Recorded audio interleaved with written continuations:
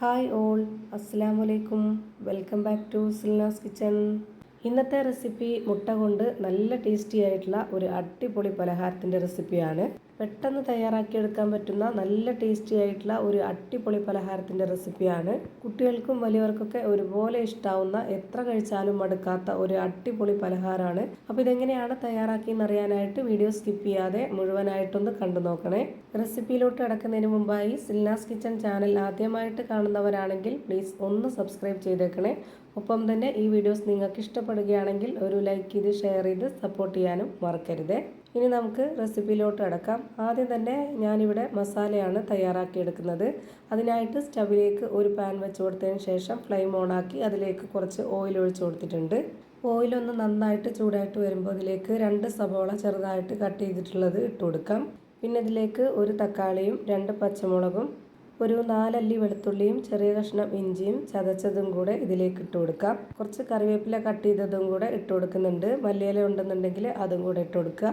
ഇനി നമുക്കിതിലേക്ക് കുറച്ച് പൊടികൾ ചേർത്ത് കൊടുക്കാം. ആദ്യം തന്നെ ഒരു 1/2 സ്പൂൺ അളവിൽ കുരുമുളക് പൊടി, 1 സ്പൂൺ മുളക് പൊടി, ഒരു 1/4 സ്പൂൺ അളവിൽ പെരിഞ്ജീരകപ്പൊടി, മഞ്ഞൾപ്പൊടി, ഗരം മസാലപ്പൊടി, ആവശ്യത്തിനുള്ള ഉപ്പ്, ഇത്രയും ഇട്ട് കൊടുത്ത ശേഷം ഇത് നല്ലപോലെ ഒന്ന് ഇളക്കി യോജിപ്പിച്ച് കൊടുക്കാം. നമ്മുടെ ഈ ഒരു മസാല ഒരുപാട് അങ്ങ് വെന്ത് കുഴഞ്ഞു പോകേണ്ട ആവശ്യമില്ല, കടിക്കാനായിട്ട് കിട്ടണം. അതിനു വേണ്ടി തന്നെ നമ്മുടെ ഈ ഒരു പൊടികളുടെയൊക്കെ പച്ചമണം മാറി കിട്ടുന്നവരേക്കും മാത്രം ഇതൊന്ന് അടച്ചു വെച്ച് വേവിച്ചെടുത്താൽ മതി. ഒരു 2-3 മിനിറ്റ് അത്രയും മാത്രം ഇത് വേവിച്ചാൽ മതി. ഇപ്പോൾ നമ്മുടെ മസാല റെഡിയായി കിട്ടിയിട്ടുണ്ട്. ഇനി ഇതിൻ്റെ ഫ്ലെയിം ഓഫ് ചെയ്ത് കൊടുക്കാം. ഇനി അടുത്തതായിട്ട് ഞാനിവിടെ എടുത്തിട്ടുള്ളത് സമൂസ ഷീറ്റാണ്.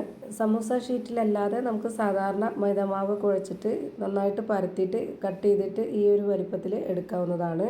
ഞാനിപ്പോൾ എളുപ്പത്തിന് വേണ്ടിയിട്ട് ഇതുപോലെ സമൂസ ഷീറ്റ് വെച്ചിട്ടാണ് ചെയ്തിട്ടെടുക്കുന്നത്. നോമ്പൊക്കെ ആയതുകൊണ്ട് കുഴയ്ക്കാനും എടുക്കാനൊക്കെ എല്ലാവർക്കും മടിയായിരിക്കും. ഇനി ഇതിലേക്ക് കുറച്ച് മസാല വെച്ച് കൊടുത്തിട്ട് അതിനൊന്ന് ഇതുപോലെ പരത്തി വെച്ച് കൊടുക്കണം. ഇനി ഒരു പുഴുങ്ങിയ മുട്ട എടുത്തതിന് ശേഷം ഈ ഒരു വീതിയിലൊന്ന് കട്ട് ചെയ്തിട്ടെടുക്കാം. കട്ട് ചെയ്തെടുത്തിട്ടുള്ള പീസ് ഇതേപോലെ വെച്ച് കൊടുക്കണം. അതിൻ്റെ തൊട്ടടുത്ത് തന്നെ അടുത്ത പീസും വെച്ച് കൊടുക്കണം. അതിൻ്റെ മുകളിൽ വെച്ച് കൊടുക്കരുത്, അപ്പോൾ അതിൻ്റെ ഷേപ്പും ആകൃതിയൊക്കെ വ്യത്യാസമാവും. ഇനി ഇതിൻ്റെ അറ്റം ഒട്ടിച്ചു കൊടുക്കാനായിട്ട് ഞാൻ ഇതുപോലെ കുറച്ച് മൈദപ്പൊടി വെള്ളത്തിൽ കലക്കി എടുത്തിട്ടുണ്ട്. ഇതുപോലെ ഈ ഒരു ബ്രഷിൽ ഈ മൈദാമാവ് ഒന്ന് മുക്കിയെടുത്തതിന് ശേഷം ഇതിലേക്കൊന്ന് സ്പ്രെഡ് ചെയ്ത് കൊടുക്കുന്നുണ്ട്. ഇത് മടക്കി കൊടുത്തതിന് ശേഷം എണ്ണയിലിട്ട് ഫ്രൈ ചെയ്തെടുക്കുന്ന സമയത്ത് പൊട്ടിപ്പോവാതിരിക്കാൻ വേണ്ടിയിട്ടാണ് ഇങ്ങനെ ചെയ്യുന്നത്. അല്ലാന്നുണ്ടെങ്കിൽ ഇതിൻ്റെ ഉള്ളിലുള്ള മസാലയൊക്കെ പുറത്തോട്ട് പോകും. ഇനി നമ്മൾ തേച്ച് കൊടുക്കാത്ത ഈ ഒരു ഭാഗം ഇതുപോലെ മടക്കി കൊടുക്കണം. എന്നിട്ട് അതിന് മുകളിലേക്ക് കൂടി കുറച്ച് മാവ് പുരട്ടി കൊടുക്കാം. എന്നിട്ട് ഇതിൻ്റെ ഈ ഒരു അറ്റം വലിച്ച് ഇതുപോലെ ഒന്ന് ഒട്ടിച്ചു കൊടുക്കണം. ഇനി അടുത്തതായിട്ട് ഈ ഒരു ഭാഗം കൂടെ ഇതുപോലെ വലിച്ച് 2 സൈഡും ഒട്ടിച്ചു കൊടുക്കണം. ഒന്ന് നന്നായിട്ട് അമർത്തി പ്രസ് ചെയ്ത് കൊടുക്കണം. അപ്പോഴാണ് ഇത് നന്നായിട്ട് ഒട്ടിയിരിക്കുക. ഇതേപോലെ തന്നെ നമ്മളെല്ലാം ചെയ്തിട്ടെടുക്കണം. ഇപ്പോൾ ഇതിൻ്റെ ഉള്ളിലുള്ള മസാലയൊന്നും പുറത്ത് പോവാത്ത രീതിയിൽ നന്നായിട്ട് ഒട്ടിച്ചെടുത്തിട്ടുണ്ട്. ഇനി നമുക്ക് ഇതേപോലെ തന്നെ നേരെ എണ്ണയിലേക്ക് ഇട്ട് കൊടുത്ത് ഫ്രൈ ചെയ്തെടുക്കാവുന്നതാണ്. ഞാനിപ്പോൾ അതേപോലെയല്ല ചെയ്യുന്നത്. ഇതുപോലെ മുട്ടയിലൊന്ന് മുക്കിയെടുത്തതിന് ശേഷം ബ്രെഡ് പൊടിയിലും കൂടെ ഒന്ന് കോട്ട് ചെയ്തിട്ടെടുക്കുകയാണ് ചെയ്യുന്നത്.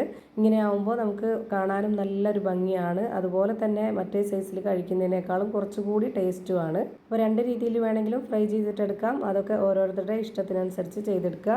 ഇതേപോലെ തന്നെ എല്ലാം ചെയ്ത് ഞാനൊരു പാത്രത്തിലേക്ക് മാറ്റിയിട്ടുണ്ട്. ഇനി നമുക്കിതൊന്ന് ഫ്രൈ ചെയ്തിട്ടെടുക്കാം. അതിനായിട്ട് സ്റ്റവിലേക്ക് ഒരു പാൻ വെച്ച് കൊടുത്തതിന് ശേഷം ഫ്ലെയിം ഓണാക്കിക്കൊണ്ട് അതിലേക്ക് കുറച്ച് ഓയിൽ ഒഴിച്ച് കൊടുത്തിട്ടുണ്ട്. ഓയിൽ നന്നായിട്ടൊന്ന് ചൂടായിട്ട് വന്നപ്പോൾ ഇതിലേക്ക് ഓരോന്നോരോന്നായിട്ട് ഇട്ട് കൊടുക്കുന്നുണ്ട്.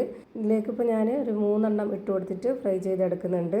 ഇത് വേവിച്ചെടുക്കാനായിട്ട് ഒരുപാട് ഫ്ലെയിമിൻ്റെ ആവശ്യമില്ല. ഒരു മീഡിയം ഫ്ലെയിമിലിട്ടിട്ട് വേണം ഇത് വേവിച്ചെടുക്കാനായിട്ട്. ബ്രെഡ് പൊടി ഉള്ളതുകൊണ്ട് പെട്ടെന്ന് കരിഞ്ഞു പോവുകയും ചെയ്യും. അതുകൊണ്ട് നമ്മളത് നോക്കിയിട്ട് വേണം പെട്ടെന്ന് തിരിച്ചു മറിച്ചൊക്കെ ഇട്ട് കൊടുത്തിട്ട് വേവിച്ചെടുക്കാനായിട്ട്. ഇപ്പോൾ ഇതിൻ്റെ ഒരു സൈഡ് വെന്ത് കിട്ടിയിട്ടുണ്ട്. ഞാനിതെല്ലാം തിരിച്ചിട്ട് കൊടുത്തിട്ട് ആ ഒരു ഭാഗം കൂടി ഒന്ന് വെന്ത് വരട്ടെ. ഇപ്പോൾ ഇതിൻ്റെ 2 സൈഡും ഒരുപോലെ വെന്ത് കിട്ടിയിട്ടുണ്ട്. ഇനി നമുക്കിത് എണ്ണയിൽ നിന്ന് കോരി മാറ്റാം. ഇതുപോലെ തന്നെ എല്ലാം ഫ്രൈ ചെയ്ത് ഒരു പാത്രത്തിലേക്ക് മാറ്റിയിട്ടുണ്ട്. അപ്പോൾ നല്ല ടേസ്റ്റി ആയിട്ടുള്ള, വളരെ പെട്ടെന്ന് തയ്യാറാക്കിയെടുക്കാൻ പറ്റുന്ന ഒരു അടിപൊളി പലഹാരമാണ്. എന്തായാലും നിങ്ങളൊന്ന് ട്രൈ ചെയ്ത് നോക്കുക, എല്ലാവർക്കും ഇഷ്ടമാവും. ഇതിൻ്റെ അകം എങ്ങനെയാണ് ഇരിക്കുന്നതെന്ന് അറിയാനായിട്ട് ഞാനിതൊന്ന് കട്ട് ചെയ്ത് കാണിച്ചു തരാം. അപ്പോൾ ഇത്രയേ ഉള്ളൂ ഇന്നത്തെ വീഡിയോ. ഇഷ്ടമായാൽ ലൈക്ക് ചെയ്യാനും കമൻറ്റ് ചെയ്യാനും ഷെയർ ചെയ്യാനും മറക്കരുത്.